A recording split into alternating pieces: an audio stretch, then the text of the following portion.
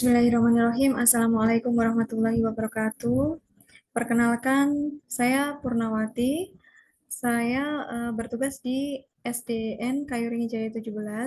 Saya salah satu peserta PPG Daljab tahun 2022 yang ber-LPTK di UNES, Universitas Negeri Semarang. Baik, langsung saja saya di sini akan menyampaikan, memaparkan identifikasi masalah yang terjadi di sekolah saya, terutama di kelas yang saya ampu.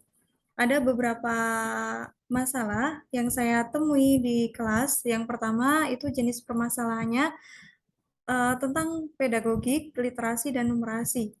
Masalah yang teridentifikasi untuk pedagogiknya itu yang pertama, keaktifan siswa kelas 5 itu kurang dalam pembelajaran, khususnya muatan pelajaran PPKN pada tema 1 pembelajaran ketiga. Nah, berdasarkan analisis yang saya lakukan terhadap masalah yang muncul, itu ada beberapa yang pertama, metode pembelajaran yang digunakan itu kurang bervariasi. Jadi metode pembelajaran yang saya terapkan di kelas 5 itu kurang bervariasi. Yang kedua, kurangnya kreativitas guru dalam pemanfaatan media pembelajaran. Dan yang ketiga, siswa belum memahami konsep mengenai nilai-nilai yang terkandung dalam sila-sila di Pancasila. Kemudian, saya juga menemukan permasalahan di uh, literasinya, yakni siswa kelas 5 itu kesulitan untuk menerapkan kata tanya dalam muatan pelajaran bahasa Indonesia tema 2 pembelajaran ke-1. Nah, berdasarkan hasil hasil analisis yang saya lakukan, itu ternyata siswa itu kurang latihan, jadi kurangnya latihan siswa itu dalam menerapkan kata tanya dalam suatu kalimat tanya. Dan yang kedua, siswa masih kesulitan dalam menjawab soal yang berkaitan dengan kata tanya. Serta yang ketiga, siswa itu belum memahami konsep penggunaan kata tanya dalam kalimat tanya. Jadi ketika diberikan soal mengenai penerapan kata tanya 5W1H dalam penerapannya, siswa itu masih kesulitan untuk mengidentifikasi begitu ya, mengidentifikasi ini kira-kira dari soal tersebut itu kata tanya yang harus diberikan itu kata tanya apa yang harus dimasukkan ke dalam jawabannya. Jadi siswa masih kesulitan di dalam situ. Kemudian di bagian numerasi itu ada beberapa permasalahan juga yang saya temui di kelas. Yang pertama, siswa kurang memahami konsep tentang materi pecahan. Yang kedua, siswa kurang aktif dalam pembelajaran, khususnya materi yang berkaitan dengan menyelesaikan masalah sehari-hari yang berkaitan dengan pecahan. Nah, dari hasil analisis, saya menemukan bahwasanya ada siswa yang belum memahami konsep perkalian dengan baik. Jadi tidak hanya 1-2 siswa, akan tetapi hampir sebagian besar siswa yang berada di dalam kelas saya itu belum memahami konsep perkalian dengan baik begitu. Terus kemudian yang kedua, kurangnya kreativitas guru dalam memanfaatkan media pembelajaran. Dan yang ketiga, model pembelajaran yang digunakan itu juga belum bervariasi. Masih menggunakan banyak ceramahnya ketika di kelas, dan latihan-latihan soal itu juga sebetulnya banyak, akan tetapi siswa itu belum begitu memahami. Saya menerangkan di depan menggunakan papan tulis itu mungkin kurang menarik bagi siswa. Nah, sehingga siswa memiliki pemahaman yang kurang mengenai konsep pecahan seperti itu. Nah, selain itu ada permasalahan yang lain, jenis permasalahan yang lain yang saya temui di dalam kelas saya itu siswa itu kesulitan belajar siswa, termasuk siswa berkebutuhan khusus dan masalah pembelajaran atau pembelajaran. berdiferensiasi di kelas berdasarkan pengalaman mahasiswa saat menjadi guru. Nah, masalah yang saya temui di kelas itu terdapat siswa yang kesulitan untuk memahami maksud dari soal-soal yang diberikan guru.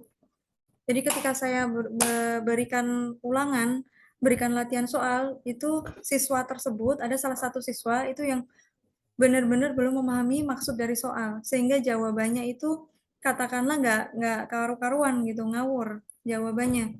Seharusnya siswa itu menjawab dari pertanyaan yang diberikan, akan tetapi jawaban yang diberikan itu dia malah menulis soalnya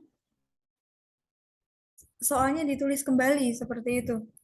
Jadi belum ada jawaban sama sekali. Jadi dia hanya menulis soal kembali di titik-titik yang seharusnya ditulis jawabannya. Nah, itu salah satu siswa yang saya temui di kelas ada yang seperti itu ya. Nah, berdasarkan analisis yang saya cari gitu ya, kira-kira nih siswa ini apa sih yang kurang di dia seperti itu. Berdasarkan pantauan saya, siswa tersebut itu memiliki kebutuhan khusus sehingga lebih membutuhkan perhatian yang lebih banyak dibandingkan dengan siswa-siswa yang lain. Kemudian yang kedua, siswa itu kurang memahami soal-soal yang diberikan karena daya tangkapnya rendah. Dan yang ketiga, siswa memiliki kemampuan membaca yang kurang. Gitu. Jadi ada 3 analisis dari permasalahan tersebut yang saya dapat. Terus kemudian jenis permasalahan yang lain yang saya temui di kelas itu ada masalah yang mengenai membangun relasi atau hubungan dengan siswa dan orang tua siswa. Nah, itu saya mengidentifikasi ada satu permasalahan kurang efektifnya penyampaian pesan melalui WA.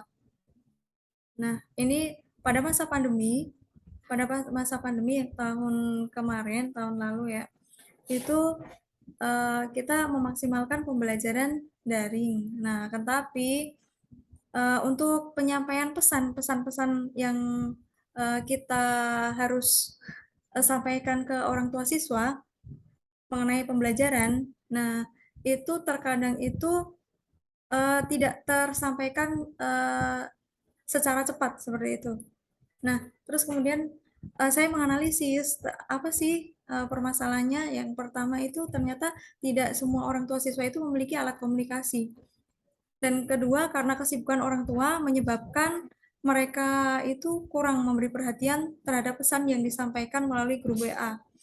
Karena banyak orang tua yang bekerja sampai larut malam. Nah, ketika dia pulang ke rumah baru bisa menyampaikan pesan yang saya berikan, yang saya sampaikan melalui grup WA tersebut kepada anak didik. Kemudian yang ketiga, tidak adanya suatu wadah khusus yang efektif untuk sarana penyampaian informasi dua arah.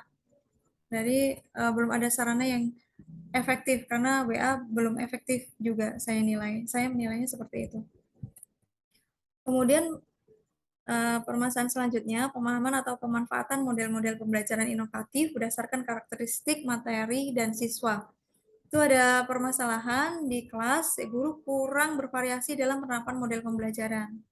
Nah, setelah dianalisis, itu ternyata guru belum memahami dengan baik model-model pembelajaran inovatif berdasarkan karakteristik materi dan siswa. Kemudian yang kedua, rendahnya minat guru untuk mengembangkan diri. Dan yang ketiga, guru lebih banyak menggunakan metode ceramah dalam menyampaikan materi. Kemudian permasalahan selanjutnya, materi terkait literasi, numerasi, advance material, miskonsepsi, dan HOTS. Itu ada permasalahan, yakni siswa masih kesulitan dalam mengerjakan soal-soal yang memerlukan keterampilan berpikir tingkat tinggi atau HOTS. Nah, setelah saya analisis, ternyata siswa itu memang belum terbiasa.